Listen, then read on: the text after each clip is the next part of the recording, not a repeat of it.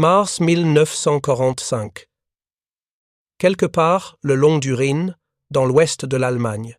La pluie s'était arrêtée depuis des heures, mais le fleuve rugissait encore avec la confiance de 1000 années d'histoire. Le Hauptmann Klaus Weber se tenait sur la rive orientale, observant les restes fumants du pont Ludendorff à Remagen au loin. Son unité de génie venait d'achever ce qu'il considérait comme leur chef-d'œuvre, la démolition systématique de tous les points de franchissement majeurs sur 30 km. Weber avait 37 ans, ingénieur civil à Dresde avant la guerre.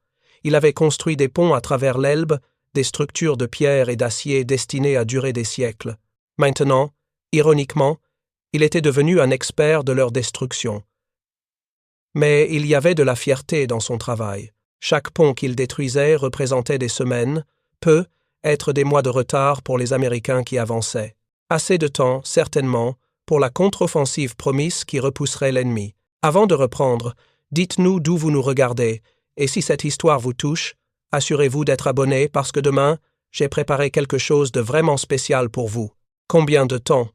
Demanda l'Oberlieutenant Fischer, plus jeune, nerveux, croyant encore aux victoires finales.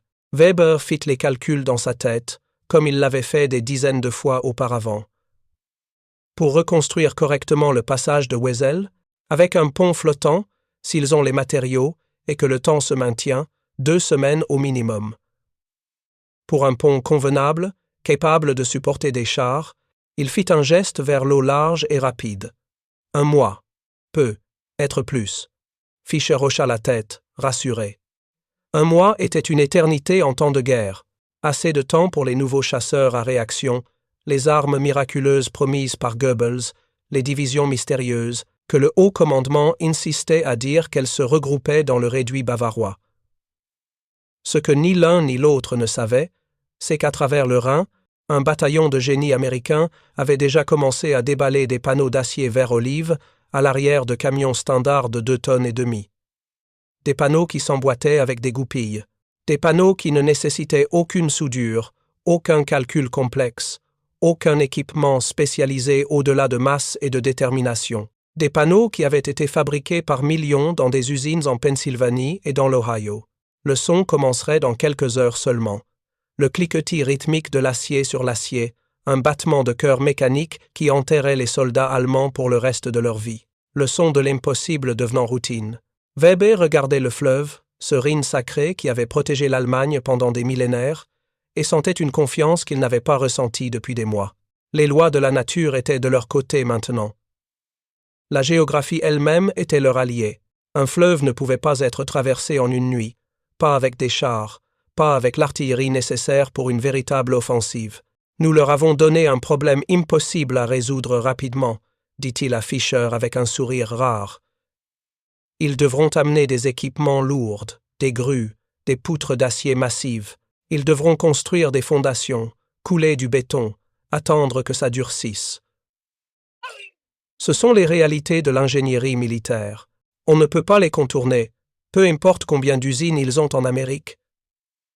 Fischer alluma une cigarette, la dernière de son paquet. Et si nous devons nous replier davantage? Weber haussa les épaules. Alors nous détruisons d'autres ponts. Chaque fleuve, chaque rivière devient une nouvelle ligne de défense. Ils peuvent avoir tous les chars du monde, mais s'ils ne peuvent pas les faire traverser l'eau, à quoi servent-ils? C'était une logique qui avait fonctionné pendant des siècles de guerre européenne. Les grandes rivières étaient les barrières ultimes, les obstacles naturels qui arrêtaient les armées dans leur élan. La nuit tombait sur le Rhin, et avec elle venait un froid mordant qui faisait frissonner même les soldats endurcis. Weber pensa à sa femme à Dresde, morte 3 ans auparavant dans un bombardement allié. Il pensa à son fils, disparu quelque part sur le front de l'Est, probablement mort lui aussi. Il pensa à tous les ponts magnifiques qu'il avait construits, maintenant réduits en gravats par sa propre main. La guerre avait transformé les constructeurs en destructeurs, les créateurs en démolisseurs, mais au moins, dans cette destruction, il y avait encore de la compétence, encore de l'art. Savoir exactement où placer les charges pour qu'un pont s'effondre proprement, sans créer de débris qui pourraient servir de guet temporaire, c'était une science en soi. Weber était fier de cette science, même si elle représentait tout ce qu'il avait autrefois détesté. Dans les ruines qu'il créait, Il voyait des mois de répit pour l'Allemagne. Du temps pour que quelque chose, n'importe quoi, change le cours de cette guerre désastreuse. Ce qu'il ne pouvait pas voir, ce qu'aucun commandant allemand ne pouvait imaginer, c'était la révolution silencieuse qui se préparait de l'autre côté du fleuve. Les Américains n'apportaient pas des grues et du béton. Ils apportaient une philosophie entièrement différente de l'ingénierie militaire, une approche qui rendrait obsolètes toutes les certitudes de Weber. Pendant que les Allemands calculaient en semaines et en mois, les Américains pensaient en heures et en minutes. Pendant que Weber admirait l'art de la destruction parfaite, les ingénieurs américains perfectionnaient l'art de la construction jetable et rapide. Le pont Bailey, cette merveille de standardisation industrielle que Weber découvrirait bientôt à son grand désarroi, n'était pas seulement une innovation technique. C'était le symbole d'une puissance qui avait transformé la guerre elle-même en une ligne d'assemblage où chaque problème avait une solution préfabriquée, où chaque obstacle pouvait être surmonté, non pas par le génie individuel, mais par le système lui-même. Weber se retira dans son abri pour la nuit, convaincu qu'il avait acheté un temps précieux pour sa patrie. Dans quelques heures, il découvrirait à quel point il s'était trompé. Le son viendrait avec l'aube, ce cliquetis métallique implacable qui annoncerait la fin de tout ce en quoi il avait cru. 24 heures plus tard. Même un droit. Weber fut réveillé par son opérateur radio, le visage pâle dans la lumière de l'aube.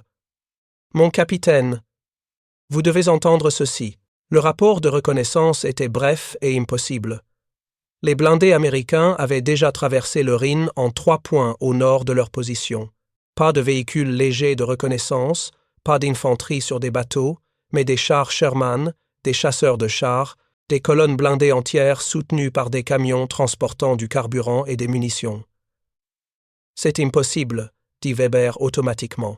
Mais même alors que les mots quittaient sa bouche, il savait qu'ils sonnaient creux. Plus rien n'était impossible désormais. Pas pour eux. À midi, Weber et Fischer reçurent l'ordre d'avancer pour observer et faire un rapport. Ce qu'ils virent depuis la colline, à travers des jumelles empruntées, changea tout ce qu'ils comprenaient de la guerre moderne. Là où hier il n'y avait eu que de l'eau libre, se dressait maintenant un pont. Pas un fragile assemblage de pontons, mais une structure solide transportant un flux constant de véhicules. Alors qu'ils regardaient, une colonne de 5 chars Sherman traversa sans pause le pont oscillant à peine sous leurs plus de 100 tonnes combinées. « Mon Dieu !» murmura Fischer. « Comment ?» Weber ne répondit pas. Il comptait. Il comptait les heures depuis leur dernière reconnaissance. Il comptait les soldats qu'il pouvait voir travailler à l'extrémité lointaine de la structure, l'étendant davantage. Il bougeait avec l'efficacité désinvolte d'ouvriers d'usine sur une chaîne de montage, pas avec l'urgence désespérée d'hommes construisant sous le feu. Puis il vit quelque chose qui glaça son sang. À 200 mètres au sud du premier pont, ils en construisaient un autre. Un deuxième pont, parallèle au premier, comme si un seul n'était pas assez humiliant. « Ils construisent 2 ponts, » dit-il d'une voix blanche. « Pourquoi construiraient-ils 2 ponts ?» La réponse vint d'un Feldwebel endurci qui écoutait. « Parce qu'ils le peuvent, mon capitaine. Parce qu'ils ont tellement de tout qu'ils peuvent le gaspiller juste pour faire valoir un point. » Cette nuit-là, Weber écrivit dans son journal une habitude qu'il avait gardée tout au long de la guerre. « J'ai été témoin de la mort de l'ingénierie militaire telle que nous la connaissons.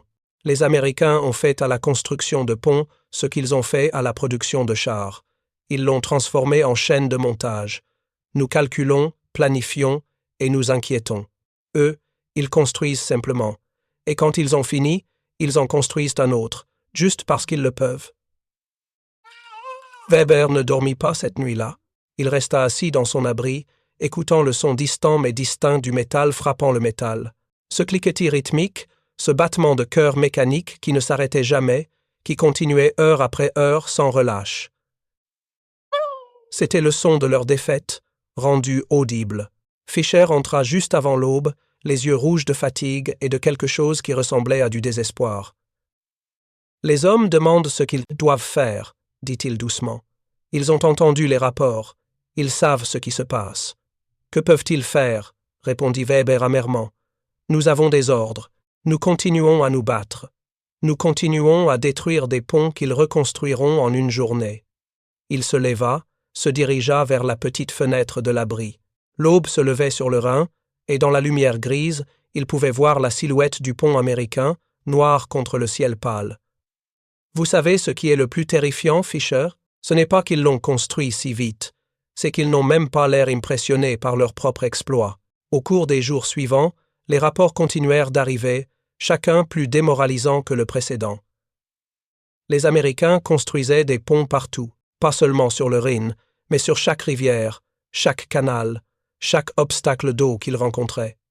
Et ce n'étaient pas de simples ponts de fortune. C'étaient des structures capables de supporter le poids de leurs plus lourds véhicules blindés, construites en quelques heures par des équipes qui semblaient considérer cela comme une routine quotidienne. Weber reçut l'ordre d'interroger un prisonnier américain, un jeune sergent du génie capturé lors d'une patrouille de reconnaissance. L'Américain avait 23 ans, bien nourri, et semblait véritablement confus quant à la raison pour laquelle tout cela était considéré comme remarquable. « Combien de ponts votre bataillon a-t-il construit » demanda Weber dans son anglais soigné. L'Américain réfléchit. « Ce mois-ci peut être 8, 10, principalement des Bailey. Quelques travaux de ponton. »« Ce mois-ci, » répéta Weber. « Votre bataillon seul. »« Oui, mon capitaine, bien que la compagnie Charlie en ait eu 11, donc il paie la bière ce soir. » Weber sentit quelque chose se briser en lui. Pas son courage, celui-ci était parti depuis des semaines. C'était différent. C'était la mort finale de la fierté professionnelle. Son unité, ses ingénieurs civils hautement qualifiés, auraient eu de la chance de terminer un tel projet en un mois. Les Américains en faisaient 10 et tenaient le score comme s'il s'agissait d'un match sportif. « Les panneaux, » dit Weber avec précaution, « où sont-ils fabriqués ?»« Partout. Pittsburgh, Cleveland, un tas d'autres endroits. Ils sont standardisés, donc peu importe qui les fabrique. Ils s'emboîtent tous ensemble. » « Et si un panneau est endommagé ?» L'Américain haussa les épaules. « On le déboulonne, on en boulonne un nouveau. Ça prend 5 minutes. Nous transportons des pièces de rechange sur chaque camion. » C'est alors que Weber comprit. Les Allemands avaient joué aux échecs. Les Américains avaient joué à un jeu complètement différent. Un jeu où le plateau lui-même pouvait être reconfiguré à volonté, où les pièces étaient infinies et interchangeables. Ils avaient essayé de gagner par la brillance et la précision. Les Américains gagnaient par l'abondance et la standardisation. Cette nuit-là, alors que Weber écrivait dans son journal, sa main tremblait légèrement, non pas de peur, mais de la reconnaissance finale d'une vérité qu'il avait refusé d'accepter. La guerre était déjà perdue, non pas sur le champ de bataille, mais dans les usines de Pennsylvanie et d'Ohio. Une semaine plus tard, quartier général américain sur le terrain, le sergent technique Mike Sullivan avait 23 ans et n'avait jamais construit quelque chose de plus compliqué qu'une cabane dans un arbre avant la guerre. Maintenant, il expliquait le pont Bailey à un correspondant de guerre britannique qui semblait presque déçu par sa simplicité. « Alors, laissez-moi bien comprendre, » dit le correspondant, carnet en main. « N'importe quel panneau s'adapte à n'importe quel autre panneau. »« Toujours ? » ?»« Oui, monsieur. Et vous-même, vous n'avez besoin d'aucune formation spéciale. » Sullivan sourit. « Si vous pouvez balancer une masse, vous pouvez construire un Bailey. C'est le principe. Chaque panneau fabriqué dans l'Ohio s'adapte à chaque panneau fabriqué dans l'Indiana. Chaque goupille est identique. Vous n'avez pas besoin d'un ingénieur civil. Vous avez besoin de dos solides et d'un sergent qui sait compter. Combien de temps a pris votre dernier pont? La traversée du Rhin à Oppenheim, 10 heures et 10 à 8 minutes. Mais nous travaillions dans une eau glacée jusqu'à la taille, donc ça nous a un peu ralenti. Le correspondant le fixa. 10 heures. On aurait pu faire plus vite, mais l'infanterie nettoyait encore la rive opposée. Nous avons dû attendre. Sullivan sortit une cigarette et l'alluma. Le manuel dit qu'une équipe entraînée peut assembler une section de 30 pieds en moins d'1 heure. Nous l'avons fait en 45 minutes quand nous sommes motivés. De l'autre côté du Rhin, Weber recevait sa propre éducation en logistique américaine. Un ingénieur capturé du 238e bataillon de combat était assis en face de lui dans une ferme bombardée servant de centre d'interrogatoire temporaire. L'Américain avait 21 ans, était bien nourri et semblait sincèrement confus quant à la raison pour laquelle cela était considéré comme remarquable. « Combien de ponts votre bataillon a-t-il construit » demanda Weber dans son anglais soigné.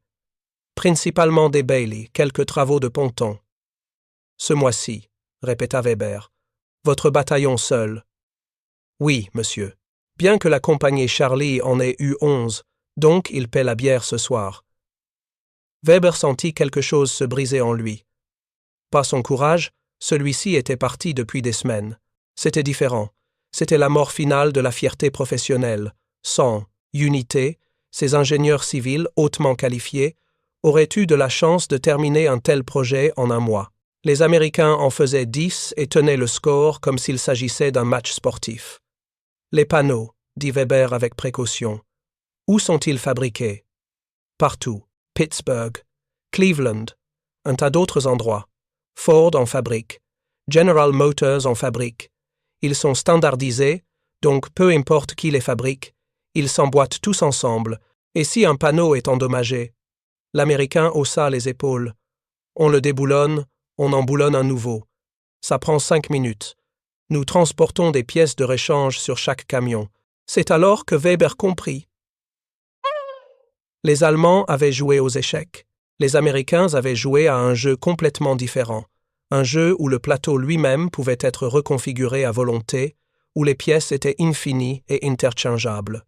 Ils avaient essayé de gagner par la brillance et la précision. Les Américains gagnaient par l'abondance et la standardisation. Cette révélation frappa Weber avec la force d'un coup physique. Toute sa formation, toute son éducation, toutes les années qu'il avait passées à maîtriser les mathématiques complexes de l'ingénierie des ponts, les calculs de charges et de contraintes, or la beauté de l'architecture structurelle, tout cela était devenu obsolète en une seule nuit. Les Américains n'avaient pas besoin de maîtres artisans. Ils avaient un système, et ce système fonctionnait non pas parce qu'il était élégant ou beau, mais parce qu'il était reproductible, prévisible et infiniment extensible.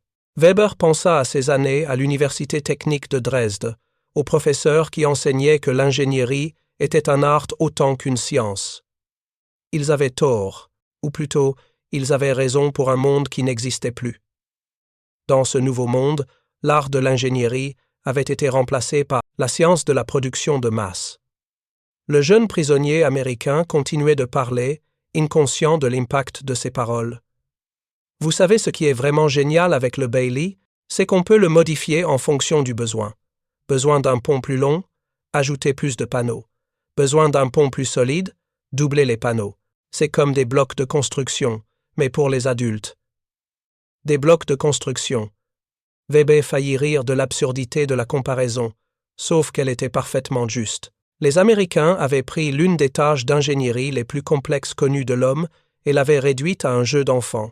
Cette nuit-là, Weber écrivit une longue entrée dans son journal, essayant de comprendre ce qu'il avait appris. « Nous avons perdu cette guerre dans les salles de classe et les usines bien avant qu'elle ne commence sur les champs de bataille, » écrivit-il. « Nous avons formé des ingénieurs à penser comme des artistes, à créer des œuvres uniques de génie structurel. Les Américains ont formé des techniciens à suivre des manuels et à assembler des pièces standardisées. Nous pensions que notre approche était supérieure. Nous avions tort. » Il continua, sa plume grattant le papier dans la faible lumière de la bougie. « Un pont allemand est une déclaration de fierté nationale, construit pour durer 1000 ans. Un pont Bailey est un outil, construit pour durer aussi longtemps que nécessaire pour gagner la guerre. Quand la guerre sera terminée, ils démantèleront ces ponts et utiliseront les panneaux ailleurs. Il n'y a pas de sentimentalité, pas d'attachement émotionnel, c'est de l'ingénierie pure, dépouillée de tout ce que nous pensions essentiel. » Weber réfléchit aux implications plus larges de ce qu'il avait appris. Si les Américains pouvaient faire cela avec des ponts, que pouvaient-ils faire d'autre? Il pensa aux chars Sherman qui traversaient leur pont Baileyan, flux ininterrompu. Ces chars n'étaient pas aussi bons que les Panthers ou les Tigers allemands dans un combat individuel. Mais il y en avait tellement. Pour chaque Tiger, il semblait y avoir 10 Shermans. Et si un Sherman était détruit, un autre prenait sa place en quelques heures. C'était le même principe que le pont Bailey. Qualité suffisante, produite en quantités écrasantes. Le génie remplacé par le système, l'artisan remplacé par la chaîne de montage. 2 semaines plus tard, la dernière ligne défensive. Le son hantait maintenant leurs rêves. Ce cliquetis rythmique, métal contre métal, la percussion de la puissance industrielle appliquée avec une inévitabilité métronomique. Les soldats allemands dans leurs tranchées l'entendaient commencer, parfois à l'aube, parfois dans l'après-midi, et savaient qu'un autre obstacle avait cessé d'exister. Le Feldwebel Hans Krüger avait combattu en Pologne, en France, et 3 ans sur le front de l'Est. Il avait survécu à l'hiver de Stalingrad et à l'enfer de Koursk. Il avait vu des choses qui le réveilleraient en hurlant jusqu'au jour de sa mort. Mais rien n'avait brisé son esprit autant que le son du pont Bailey en construction. « C'est comme s'il se moquait de nous », dit-il à son commandant de compagnie. « Chaque pont que nous faisons sauter, ils le reconstruisent en quelques heures. À quoi bon? Pourquoi nous battons nous-mêmes » Le commandant n'avait pas de réponse. Les ordres étaient de se battre jusqu'au dernier homme, de retarder l'ennemi, de gagner du temps pour quoi? Les armes miracles ne sont jamais venues. Les armées de secours ne se sont jamais matérialisées. Il n'y avait que plus de ponts, plus de camions américains, plus de tout en quantité qui se moquaient de la discipline et du courage allemand. Près de Hanovre, un jeune officier du génie, à peine 20 ans, éducation universitaire en mathématiques, formé à la science minutieuse de l'ingénierie militaire, fut capturé après que la position de son unité eût été envahie. Les Américains lui donnèrent du café. Du vrai café, pas le substitut de gland que la Wehrmacht buvait. Ils lui donnèrent une barre Hershey et une cigarette Lucky Strike. Le capitaine américain en face de lui avait aussi 20 ans, était aussi ingénieur, mais il avait l'air de n'avoir jamais manqué un repas. Son uniforme était propre, son équipement était neuf. Il posait des questions sur les techniques de démolition allemandes avec la curiosité désinvolte d'un étudiant, prenant des notes dans un petit carnet.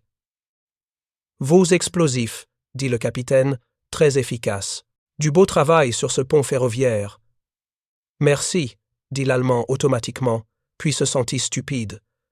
Que faisait-il, acceptant des compliments de l'ennemi? Mais le fait est, continua l'Américain en allumant sa propre cigarette, que ça n'a plus vraiment d'importance, n'est-ce pas? Vous avez fait sauter ce pont il y a 2 jours. Nous avions un Bailey dessus hier après-midi. En ce moment, il y a probablement 100 tonnes de fournitures qui le traversent. Le jeune pionnier allemand fixa son café. Il était chaud, riche, parfait. Nous étions des soldats combattant une guerre, dit-il finalement. Vous êtes des ouvriers sur un chantier, et le travail est de nous détruire. Et vous avez tous les outils. L'Américain hocha lentement la tête, comprenant plus que les mots. Ouais, je suppose que c'est à peu près ça. Krüger, dans sa tranchée à 20 km de là, entendait le son recommencer. Ce matin-là, ils avaient fait sauter un pont sur la Weser, un magnifique pont de pierre datant de 150 ans. Il avait fallu 3 heures de travail minutieux pour placer les charges exactement aux bons endroits. L'explosion avait été parfaite. Artistique presque. Le pont s'était effondré proprement dans la rivière, créant un obstacle qui, selon leurs calculs, prendrait des semaines à contourner. Le son avait commencé 6 heures plus tard. Ce cliquetis, implacable, ce rythme qui ne s'arrêtait jamais, Krüger savait maintenant ce que cela signifiait. Dans 12 heures, peut-être moins, les chars américains traverseraient de nouveau. Tout leur travail, tout leur sacrifice, rendu inutile en une demi-journée. Il pensa à ses camarades morts en défendant ces ponts, des hommes qui croyaient encore qu'ils retenaient quelque chose d'important. Mais que retenaient-ils vraiment? Une marée qui ne pouvait pas être arrêtée, seulement retardée de quelques heures. Préparer et raconter cette histoire nous a pris beaucoup de temps. Alors, si vous l'appréciez, abonnez-vous à notre chaîne, cela compte énormément pour nous. Maintenant, retournons à l'histoire. La nuit tombait, mais le son continuait. Krüger pouvait l'entendre à travers le vent, ce battement constant qui ne faiblissait jamais. Il ferma les yeux et essaya de dormir, mais le son s'infiltrait dans ses rêves, se transformant en cauchemar. Dans ses rêves, le cliquetis devenait le bruit de millions de marteaux, des usines entières travaillant jour et nuit, produisant des panneaux sans fin, des ponts sans fin, une guerre sans fin qu'il ne pouvait jamais espérer gagner. Un jeune soldat, à côté de lui, à peine 10 à 8 ans, pleurait silencieusement. « Mon frère est mort en tenant ce pont hier », murmura-t-il. Il a dit que c'était important, que nous devions gagner du temps. Pourquoi? Pour 6 heures? Pour 12 heures? Kruger ne savait pas quoi dire. Il mit sa main sur l'épaule du jeune homme, un geste muet de compréhension partagée. Ils avaient tous perdu quelqu'un. Ils avaient tous cru en quelque chose qui s'avérait être une illusion. Le commandant de compagnie fit sa ronde cette nuit-là, visitant chaque position. Il était vieux pour un officier de première ligne, 45 ans peut être, avec des cheveux gris et des yeux qui avaient vu trop de choses. Il s'arrêta au poste de Kruger, s'accroupit à côté de lui. « Vous l'entendez » demanda Kruger. Le commandant hocha la tête. « Je l'entends. Que devons-nous faire » ? « Notre devoir, » répondit le commandant, mais sa voix manquait de conviction. « Nous avons reçu l'ordre de tenir cette ligne jusqu'au dernier homme. » « Pour gagner combien de temps » ?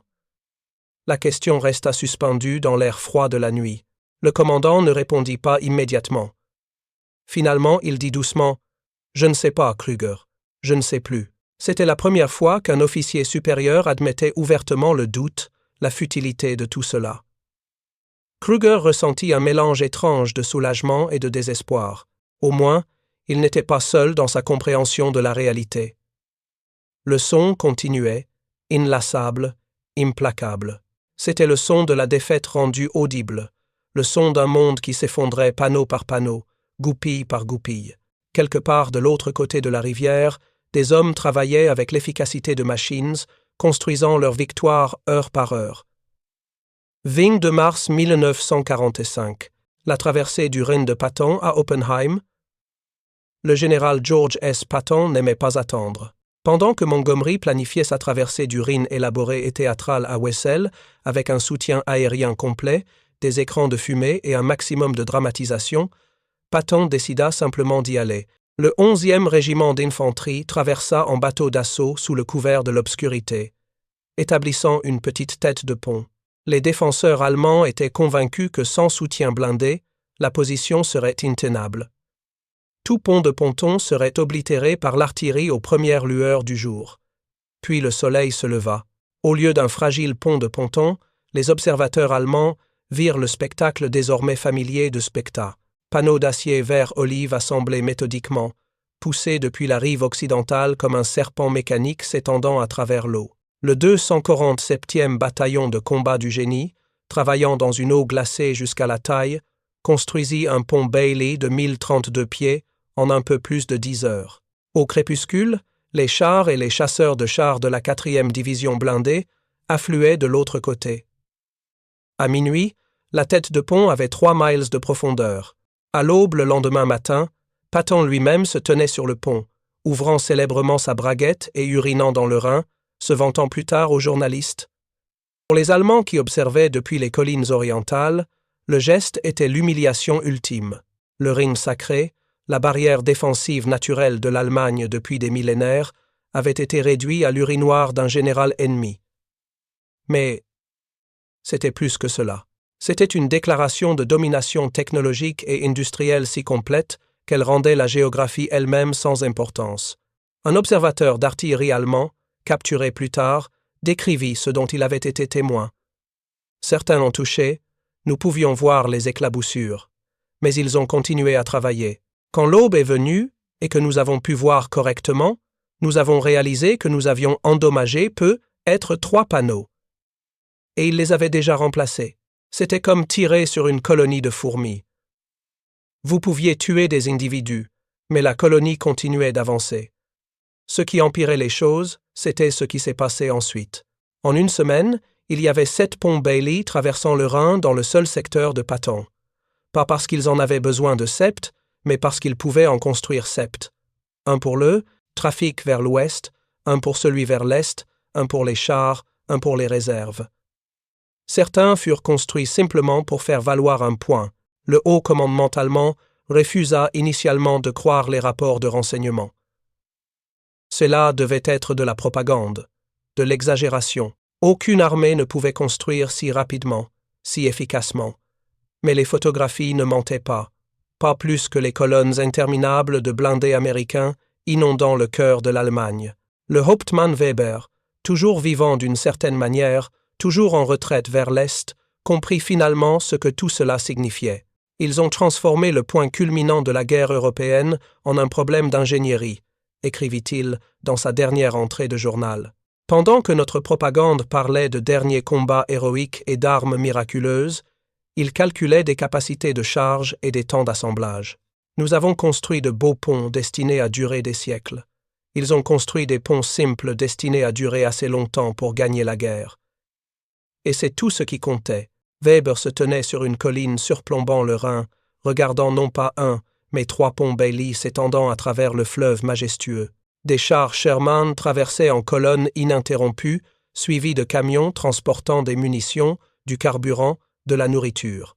C'était un spectacle d'une telle abondance matérielle qu'il défiait toute compréhension allemande de la guerre. Les soldats allemands autour de lui regardaient en silence, leurs armes abaissées, sachant que toute résistance était futile. Un jeune lieutenant se tourna vers Weber. « Mon capitaine, que devons-nous faire » Weber secoua la tête lentement. « Il n'y a rien à faire. Nous avons perdu il y a longtemps, nous ne le savions tout simplement pas. » Il pensa à tous les ponts qu'il avait construits avant la guerre, des structures, et magnifiques, qui devaient témoigner de l'ingénierie allemande pour les générations futures.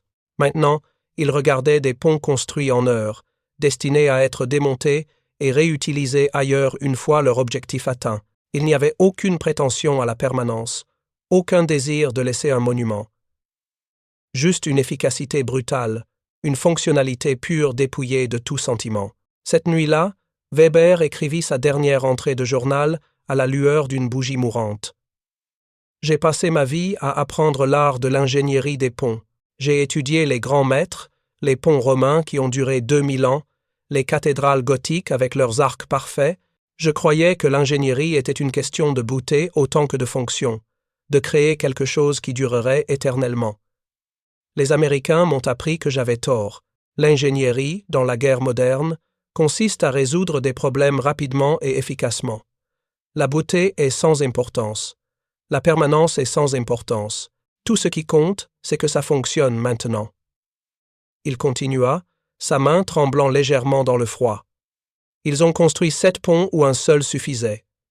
7, non pas parce qu'ils en avaient besoin, mais parce qu'ils le pouvaient. C'est la vraie arme qui nous a vaincus. Pas leurs chars, pas leurs avions, mais leur capacité à produire en telle abondance que nos efforts semblent pathétiques en comparaison. Nous avons combattu avec courage et détermination. Ils ont combattu avec des usines et des chaînes de montage, et les usines ont gagné. » Weber ferma son journal pour la dernière fois. Demain, il se rendrait probablement. La guerre était finie pour lui, même si elle continuerait encore quelques semaines pour d'autres. Il regarda une dernière fois vers le Rhin, où les lumières des ponts Bailey brillaient dans l'obscurité, guidant un flux sans fin de véhicules américains vers le Rhin, cœur de l'Allemagne. C'était le son et la vue de la défaite totale. Avril 1946.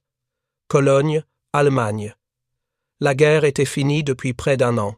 Klaus Weber se tenait sur la rive du Rhin, regardant les ingénieurs américains ériger encore un autre pont Bailey. Mais cette fois, les camions qui le traversaient transportaient de la nourriture, des médicaments et des matériaux de construction provenant du plan Marshall. Les mêmes panneaux qui avaient transporté des chars Sherman pour écraser le Troisième Reich étaient maintenant utilisés pour le reconstruire. L'ironie ne lui échappait pas. Le son, ce cliquetis rythmique d'acier contre acier, avait autrefois signifié la défaite. Maintenant, il signifiait la survie. Les Américains avaient apporté une arme de guerre si fondamentalement constructive dans sa conception que son application la plus naturelle en temps de paix était de reconstruire la civilisation. Un jeune civil allemand se tenait à côté de lui, observant le travail. « Ça monte si vite », dit l'homme, l'émerveillement dans la voix. « Oui », répondit Weber, « ça l'a toujours fait. »« Mon père était ingénieur », continua le jeune homme. « Il est mort à Stalingrad. Il me disait que l'ingénierie allemande était la meilleure du monde. » Weber hocha lentement la tête. « Elle l'était. Nous pouvions construire n'importe quoi, le plus beau, le plus précis, le plus parfait. » Il fit un geste vers le pont Bailey, maintenant presque terminé, transportant déjà son premier camion chargé de farine pour les boulangeries allemandes. Mais ils ont construit quelque chose de mieux. Ils ont construit quelque chose qui fonctionnait. Le jeune homme le regarda d'un air interrogateur. « Nous avons construit des ponts pour durer éternellement, » expliqua Weber. « Ils ont construit des ponts pour gagner une guerre. Nous nous sommes concentrés sur la fabrication de l'arme parfaite. Ils se sont concentrés sur la fabrication du système parfait, pour livrer ces armes n'importe où, n'importe quand, en nombre écrasant. » Il sourit amèrement. En fin de compte, le réveil a battu l'horloge grand-père. La masse a battu la rapière, et le suffisamment bon, produit par millions, a battu la perfection produite une à la fois. Pendant qu'il regardait, un sergent américain dirigeait son équipe avec une efficacité désinvolte. Les panneaux se verrouillaient en place. Les goupilles étaient enfoncées au marteau. Un pont apparaissait là où hier il n'y avait que des ruines. Les Américains avaient apporté non seulement une supériorité militaire, mais une philosophie entièrement différente de l'ingénierie, de la fabrication, de la guerre elle-même. Weber pensa à tous les ponts que son unité avait détruits au cours de ces derniers mois, chacun acheté avec le sang et les vies de soldats allemands, essayant de gagner un temps qui n'est jamais venu.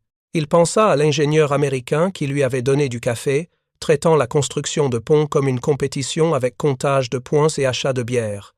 Il pensa à Patton pissant dans le Rhin et à l'audace d'un empire qui pouvait se permettre de tels gestes. « C'est le son de notre défaite, » dit-il finalement, alors que le cliquetis familier continuait. « Mais maintenant, c'est aussi le son de notre survie. » Le jeune Allemand hocha la tête, ne comprenant pas tout à fait mais sentant le poids des mots. Ensemble, ils regardèrent le pont Bailey, cette merveille de logistique militaire, ce triomphe du pragmatisme sur la perfection, ce symbole d'une nouvelle ère, prendre lentement forme au-dessus de la rivière ancienne. Panneau par panneau, goupille par goupille, heure par heure. Weber regarda les ouvriers américains travailler. Ils étaient jeunes, pour la plupart, à peine sortis de l'adolescence. Certains fumaient des cigarettes pendant qu'ils travaillaient, plaisantant entre eux dans cette langue anglaise qui avait autrefois été la langue de l'ennemi. Maintenant, c'était la langue de ceux qui les nourrissaient, qui reconstruisaient leur ville, qui leur donnait une chance de recommencer. Il y avait quelque chose d'humiliant dans cette générosité, mais aussi quelque chose de profondément humain. « Ils auraient pu nous laisser dans les ruines, » dit Weber doucement. « Après tout ce que nous avons fait, toutes les destructions, toute la souffrance, ils auraient eu le droit. » Le jeune homme acquiesça. Pourquoi ne l'ont-ils pas fait? Weber réfléchit à la question. Peut-être parce que leur façon de faire la guerre et leur façon de faire la paix viennent du même endroit. Ils ne construisent pas pour la gloire ou pour l'éternité. Ils construisent pour résoudre des problèmes. Pendant la guerre, le problème était de nous vaincre. Maintenant, le problème est de reconstruire l'Europe. Et ils appliquent la même logique, trouver ce qui fonctionne et le faire en grand. Le pont était presque terminé maintenant. Weber pouvait voir le premier convoi de camions s'approcher, attendant de traverser. Ces camions portaient les marques de l'armée américaine, mais leur cargaison n'était pas militaire. C'étaient des fournitures pour les hôpitaux de Cologne, du bois pour reconstruire les maisons, des outils pour les usines qui recommençaient lentement à fonctionner. Le pont Bailey, cette invention qui avait aidé à détruire l'Allemagne, l'aidait maintenant à se relever. « Mon père me manque, » dit soudainement le jeune homme. Il aurait été fasciné par tout cela. Il aimait résoudre des problèmes d'ingénierie. Weber posa sa main sur l'épaule du jeune homme. Honorez sa mémoire en apprenant de ce que nous voyons ici. Ne construisez pas pour impressionner ou pour durer éternellement. Construisez pour servir, pour résoudre des problèmes réels, pour aider les gens. Que les Américains nous ont enseigné, même si c'était une leçon douloureuse. Le soleil commençait à descendre, projetant de longues ombres sur le Rhin. Le pont était terminé. Le premier camion traversa, puis un autre, puis un autre. Le cliquetis des panneaux sous le poids des véhicules se mélangeait au son des marteaux, rangeant les outils. C'était un son différent du cliquetis de la construction, mais tout aussi rythmique, tout aussi inexorable. Les Allemands avaient ri en 1940, quand ils avaient fait leur blitzkrieg à travers la France, leurs ingénieurs érigeant rapidement des ponts de ponton. Ils n'avaient jamais su que de l'autre côté de l'Atlantique, un géant industriel perfectionnait un système qui ferait paraître leurs meilleurs efforts comme un jeu d'enfant. Ils avaient commencé la guerre avec une nouvelle façon de se battre. Les Américains l'avaient terminée avec une nouvelle façon de gagner, et en fin de compte, cela avait fait toute la différence.